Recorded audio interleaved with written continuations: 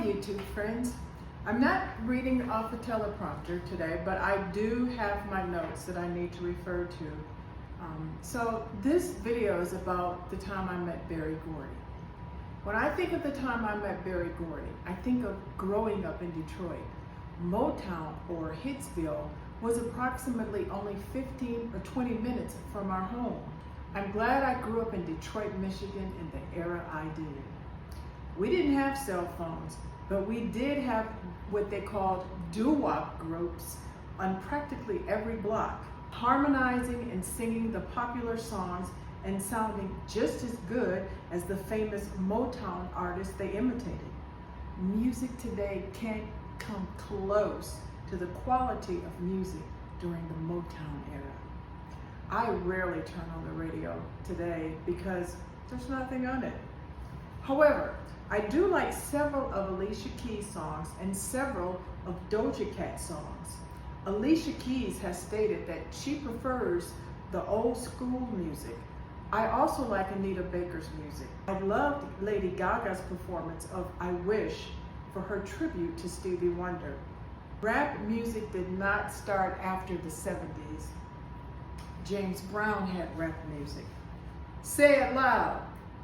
I'm black and I'm proud. Hot Pants. Does anyone remember Hot Pants? I think we used to do the penguin dance to that song.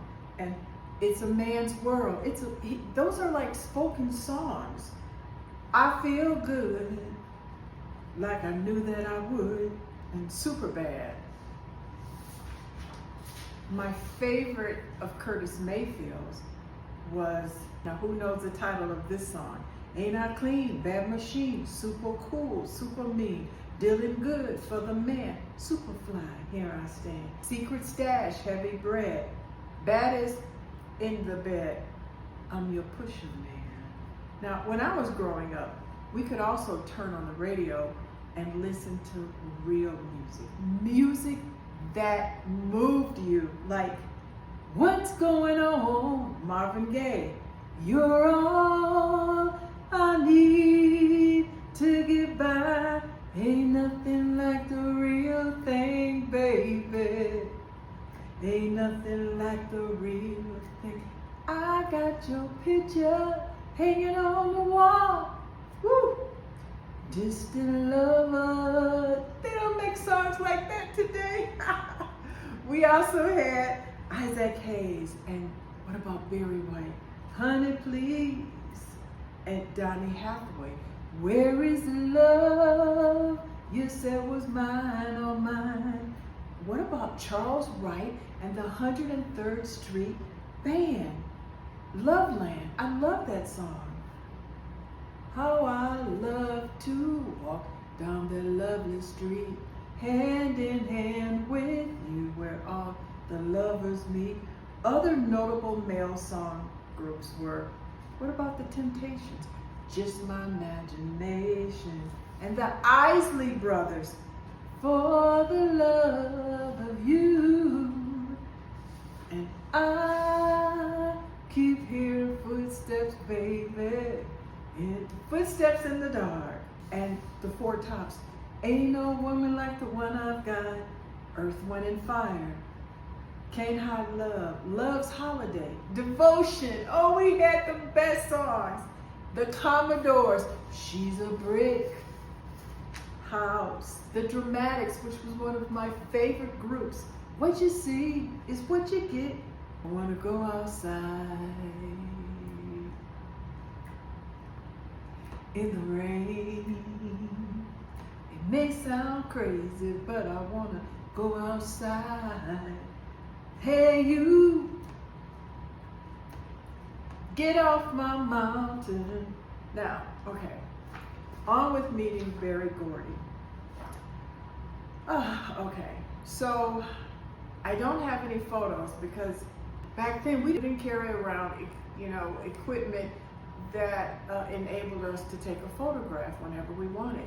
We did not have cell phones, and we didn't go around carrying cameras. So all I have are my memories that I am willing to share with you. So this is what happened. A producer that I knew who produced the movie Tarzan. Tarzan. I don't remember his name. If I heard it, I would recognize it. Anyway, he was Jewish and he lived in Bel Air, and I met him and he called me and he said that he was having a party, a small party at his home in Bel Air, California. Now, Bel Air is a city that's known as being the upper echelon of Beverly Hills. Bel Air is a town that's envied by Beverly Hills residents. I drove to the small party at this Bel Air home. His housekeeper answered the door.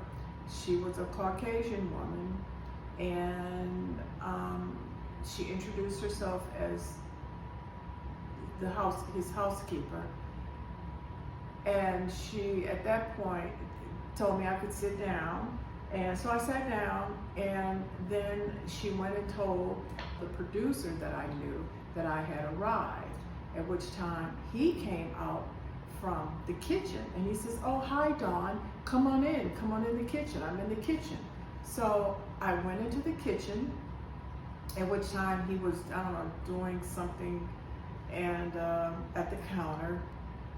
Then the housekeeper offered me something to drink, and then the producer that I knew said, "Oh, well, actually at that point it was only myself and the producer, at this small party that he said he was having."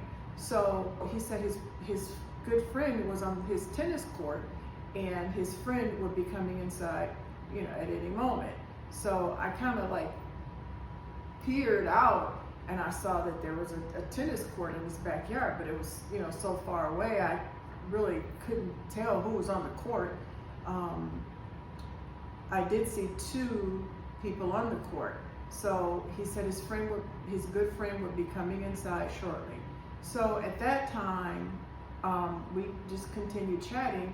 I saw a figure walking towards the house, but I still couldn't tell who it was. But when this person, walked in the door to the kitchen, I immediately recognized him as being Berry Gordy, the founder of Motown. And I was like, I was like, wow. And so the first thing that came to my mind was, I don't have a demo on me, because at that time people would carry around demo cassettes and hand them out. But I didn't have a demo produced anyway, but that's what came to my mind, by Berry Gordy, being a producer of music. And so at that time, the producer turned to me and said, "Oh, this is Dawn Martin. This is my friend Dawn Martin." And so Berry Gordy, I'm sorry, I'm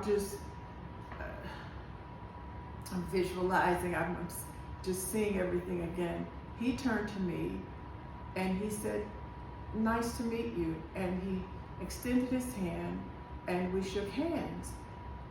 But going through my mind, I was like, wow, this is the Berry Gordy. I remember telling him I'm from Detroit. I was born and raised in Detroit. And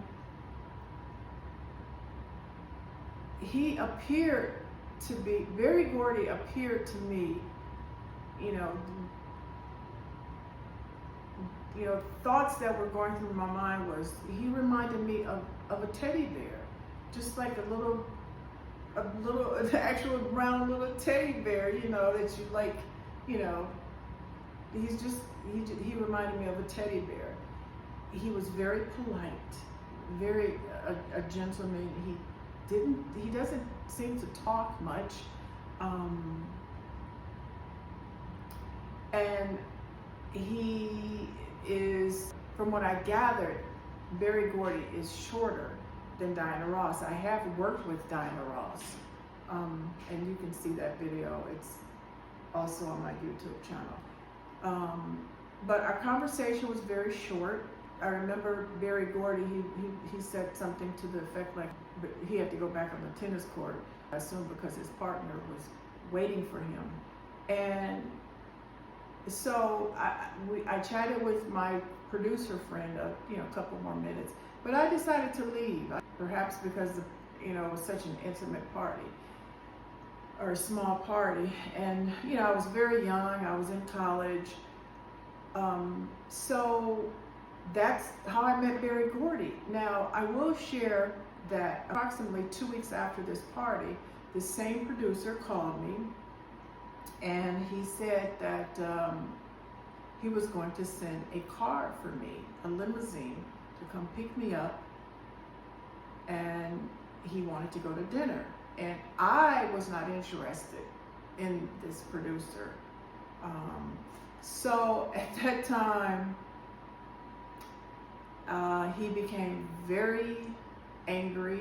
He didn't use profanity, but he became he was very angry, and he yelled at me, he shouted at me, something to the effect like that, he could have any woman in Hollywood, that any actress would want to, go out with him, and who did I think I was to turn him down? And I never spoke to him again. I've never seen him again. I don't participate in those type of shenanigans. So that's my Berry Gordy story. That's how I met Berry Gordy. One-on-one. I thought that I also share 3 other celebrities that I happened to meet during my lifetime. And those celebrities are Kobe Bryant, who, well, I'm not going to say it here, but I talked to Kobe Bryant. I've met him before, one-on-one. Steve McQueen, yes, the late great actor Steve McQueen. And someone that I personally knew, Mr. Sidney Poitier. Those videos about those 3 megastars are forthcoming. Bye. Don't forget to subscribe and feel free to hit the like button.